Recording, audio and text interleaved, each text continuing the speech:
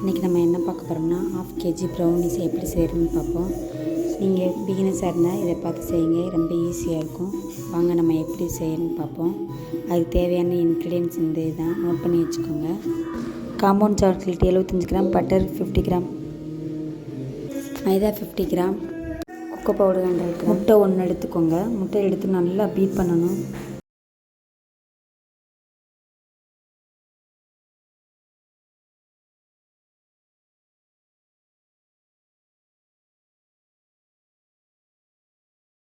Brown sugar, white sugar போட்டு நல்லா mix பண்ணிவிட்டு, மைதா கொக்கோ பவுடர் 2யும் போட்டு மிக்ஸ் பண்ணிக்கோங்க. மிக்ஸ் பண்ணிவிட்டு இந்த மாதிரி என்னால் கேமரா எதுவுமே இல்லை, மொபைலில் வச்சு தான் நான் இது பண்ணிக்கிட்டு இருக்கேன்.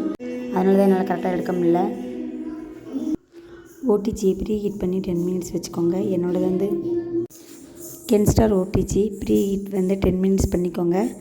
மற்ற அகாரோவில் வந்து ப்ரீ ஹீட் பண்ணிவிட்டு 10 மினிட்ஸ் பண்ணிவிட்டு 20 to 25 மினிட்ஸ் வைக்கணும். ஆனால் இதில் அப்படி கிடையாது, 15 மினிட்ஸ் வச்சாலே போதும். ப்ரௌனி கேக் வந்து ஈஸியாக ரெடி ஆயிரும்.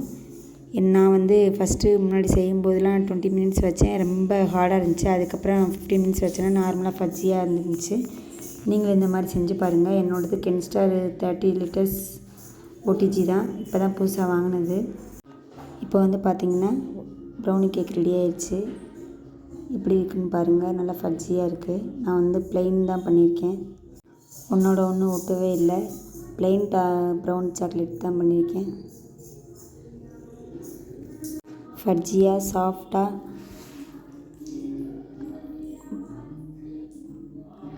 பட்டர் சீட்டில் எதுவுமே ஒட்டலை பாருங்கள். உங்கள் முன்னாடி தான் வச்சுருக்கேன். எந்த மாதிரி நீட்டாக இருக்குதுன்னு பார்த்துக்கோங்க. உங்களுக்கும் இந்த மாதிரி ப்ரௌனி இருந்துச்சுன்னா ஸ்க்ரீனில் தெரியல வாட்ஸ்அப் நம்பருக்கு ஆர்டர் ப்ளேஸ் பண்ணிக்கோங்க. என்னோடய பிஸ்னஸ்க்கு சப்போர்ட் பண்ணுங்கள். Thank you for all.